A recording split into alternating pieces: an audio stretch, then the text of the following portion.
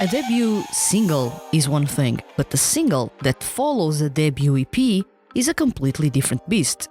In August, Shoya Chiba released Contrail, the first single, but he had previously released his first EP, the debut EP, Blessing. And what happened in Contrail? How did Contrail actually capitalize on anything done in Blessing? What are the main takeaways that we have from that single, and what can Shoya Chiba build up from here to a next album? Let's say the very first album that was announced early this year. So let's dive into Contrail in this episode of SEIYUU Lounge.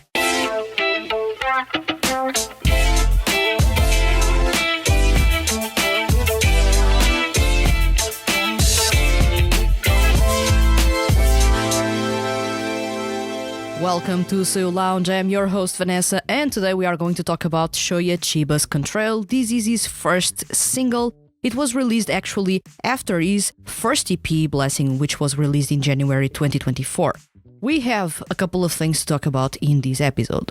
If you follow the monthly review episodes, you actually got to listen to me talk a little bit about that CD. Unfortunately, I was recording that with my camera and the software, OBS, actually crashed midway through. So you only got me talking about the first and the last song in that single and barely anything else because the image froze and I only had the sound.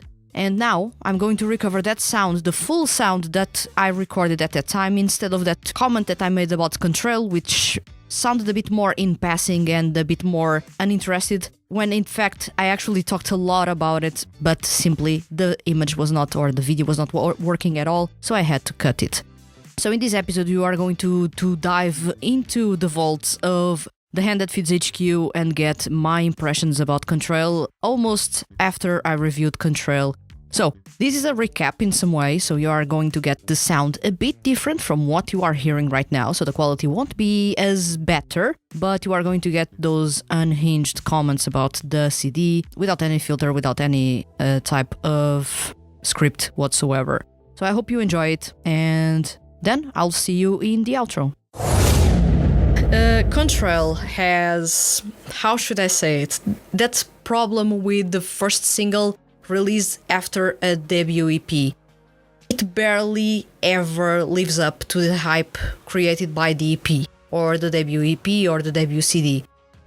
At the same time, there's a problem with singles. Singles usually are more experimental, so usually the singer or the performer will think, well, I need to try some different things and do some different things to actually show different sides of me and to basically showcase my versatility and anything else and everything else. But when it comes to Shoya Chiba, he actually released Blessing in January, and I instantly said this is album of the year easily. Of course, there were other albums released since then that actually will be album of the year, but this is an amazing contender. But when we look at Contrail, the vibe is not the same. When I listened to this CD, I was not thinking this is the best. By far, it isn't. And that's because there's something that I don't like starting to happen in his music. I hope it's not that, and it's just a weird gut feeling that may not come true, and hopefully may not come true. But I feel that King Records is actually aiming at making him a pop rock artist with a lot of pop in the mix, more so than the rock. This is a big issue, or it may become an issue, because pop rock artists, there are many of them. And pop artists, there are even more when it comes to male SEIYUU artists. And if King Records keeps on insisting of him having so much pop, and only one or two rock songs, and even that, one of the songs has to be preppy, has to be upbeat, has to be more pop than rock, there's going to be a problem for Shoya Chiba, who usually likes more rock than the other music genres. Although he has a vast knowledge about music and loves a whole variety of music genres, in this case, when he writes lyrics to his songs, you will notice that he usually writes lyrics to rock songs through and through. He usually doesn't write lyrics to pop songs. But King Records keeps on insisting him having pop songs. I'm not complaining, I loved Kanjuro, and I love, in a way, Liar Game, but I feel that something is amiss, especially when we go to Steps, which is a song that feels like, how should I say it, a fan song? It's not innovative, of course, songs don't need to be innovative all the time, but it sounds really cliche, almost like any other fan song created by any other male SEIYUU artist.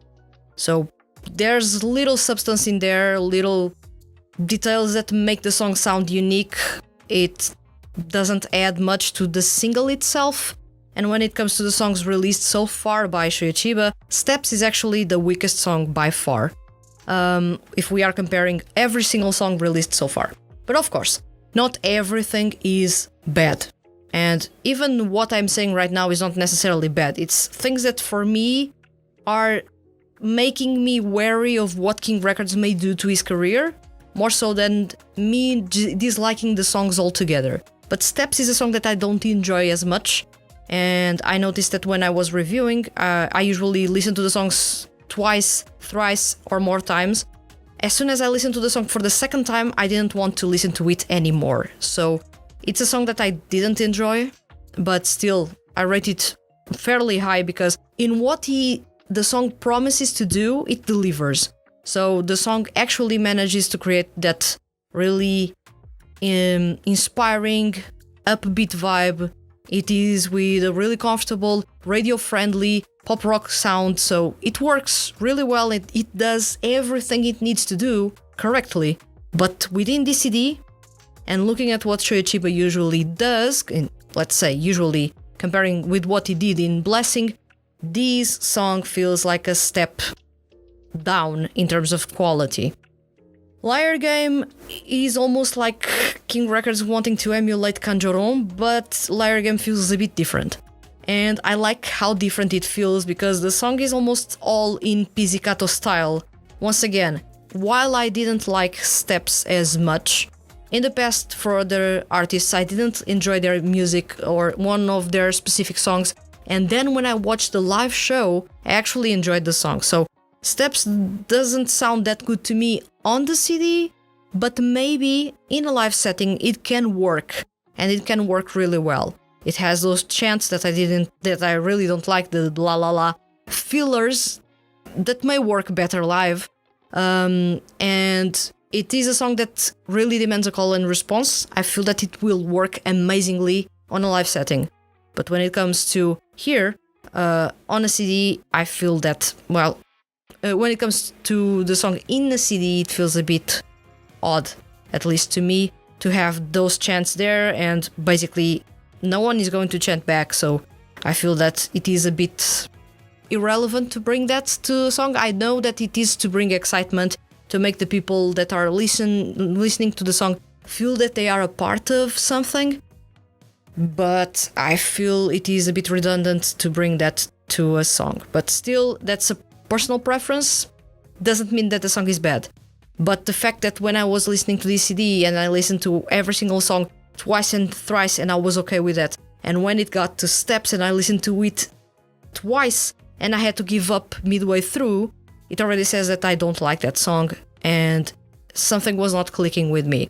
So that's more on that sense that I'm saying that I don't like the song, more so than on the composition and everything else. But still, I gave you a bit of an overview why I don't enjoy this song as much, and also why I'm a bit worried that King Records may want to turn Shoya Chiba into a pop artist more so than a pop rock artist or a rock artist.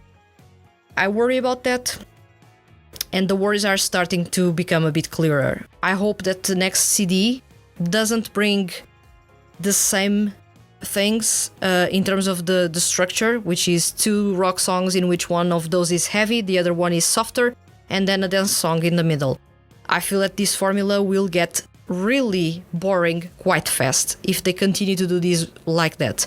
So I hope that they bring a bit more variety to the next CDs in terms of either the music genres or the way that the music genres that he is actually tackling right now, rock, pop, and dance, are in some way approached in a different way.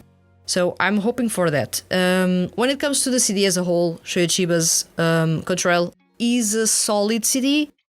By far not the best. Blessing was actually quite amazing as a debut CD, and it is usually hard to say that a second CD can top the first one. Usually the first one either is amazing or downright awful, and then the second one is usually as dreadful as the first one or a bit worse in case the first one was really, really good.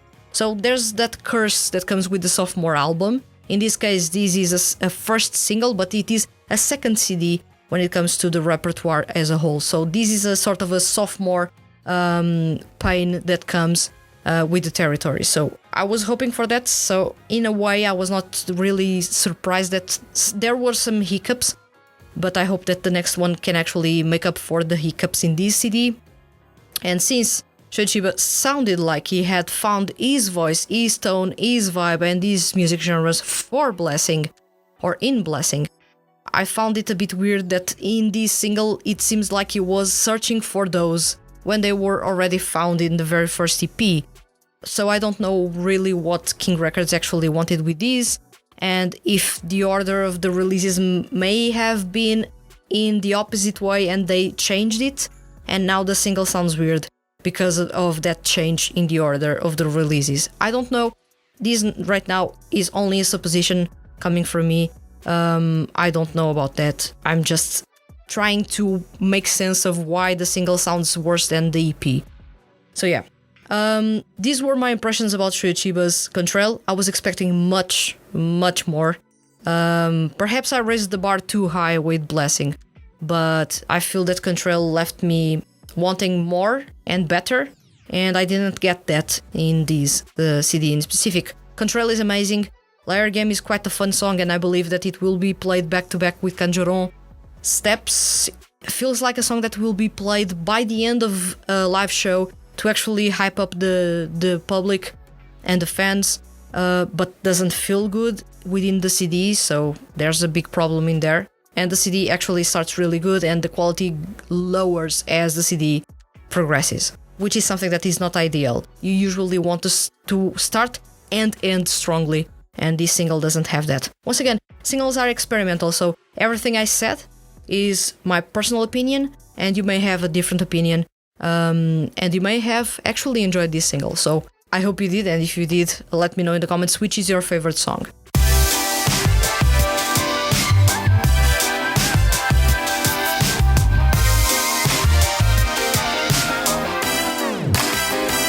Well, I was not the biggest fan of Contrail.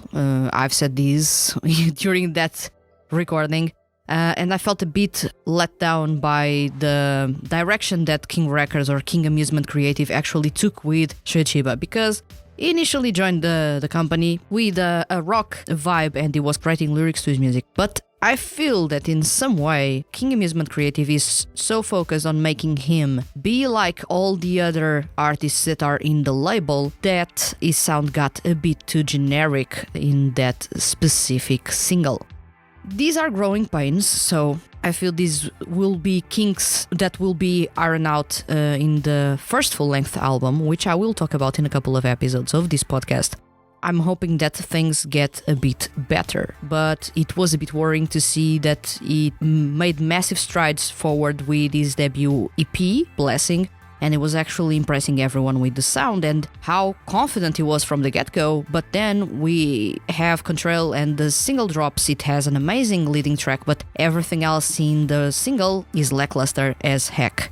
It is generic, it sounds generic, it actually fits a couple of cliches that need to be fit. You need a fan song, or you need a sort of a ballad dedicated to the fans. You have that right now. You need a dance tune, I don't know why, but you need a dance tune. If you are in King Records, you need a dance tune, so you have a dance tune. But I feel that Shoya Chiba was actually in a really good direction, so I feel that if King Amusement Creative continues to push for him to do everything, he will become just another artist instead of something or someone a bit disruptive or a bit unique. You want uniqueness because uniqueness sells. Everyone else doing the same thing, I know, every artist is actually doing the same thing that another artist done before, unless they are really, really creative and crazy and whatever. But when you are reinventing something or approaching something that is already there and you don't need to reinvent, you still have your unique sound, your unique image, and your unique lyrics. And when a music label removes that from you, you are just another artist. Anyone could pick another artist doing the same thing and they would not notice the difference beyond the voice, basically. So what I fear is that King Amusement Creative is actually putting him inside of a box of he does everything. While it is good because he's versatile, I feel that the quality of his music will suffer as a result. So that doesn't work that well with artists, for example, like Shotawoi within the same label. Whenever Shotawoi is doing EDM music or a little bit of rock music, he sounds amazing. But when they went, for example, with a full-on rock album, it didn't work that well because the electronica was there almost mandatory. So I feel that King Amusement Creative and King Records usually gets too creative at times, pushing their artists to do something that doesn't suit them or doesn't suit their voice. While they can be versatile, and that's really valid, and that's really amazing. That's one of the reasons why I love to talk about male SEIYUU music, is that they are versatile, but sometimes you have to lean into your strengths and accommodate the music to make you sound good. And at times I feel that King Records forgets about that and just wants to dive into the very first trend that there is out there. This, as a result, of course, ends up hindering the quality of the music, and I feel that Contrail was really below par. I purchased the CD on Autotoy and I was immediately regretting spending money on it because it was not that good for me. Now, it is enough about me, of course. I was rambling without a script, so I need to go back to the script. What do you think about Contrail? Did you enjoy Contrail? Did you actually have a completely different approach to Contrail than I had, for example? Because I didn't enjoy it much, but I know that there are people out there that really enjoyed it and found this showcase of different sides to Shoya Chiba to be really awesome. So that's incredibly valid, so go ahead and share it with me if you actually enjoyed this CD. And of course, if you are excited about Shoya Chiba's upcoming first album, which is currently, at the time of recording this episode, untitled, and we still don't know when it is going to drop. I'm going to talk about this CD, or at least my expectations for this first CD, in a couple of episodes of SEIYUU Lounge, so do look forward to that.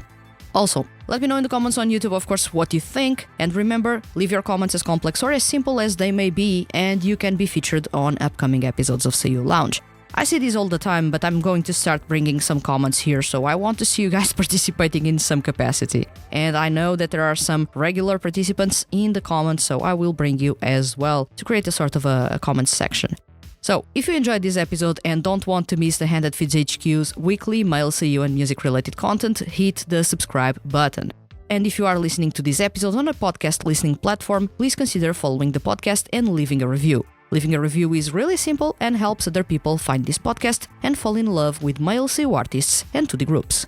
I'll return next week with another episode of SEIYUU Lounge, and we are going to talk about the recently announced mini album by Makoto Furukawa. So be prepared because that's an unscripted episode and I'm going to record it after recording this one. So yeah, thank you very much for listening and watching this episode, and I'll see you guys around.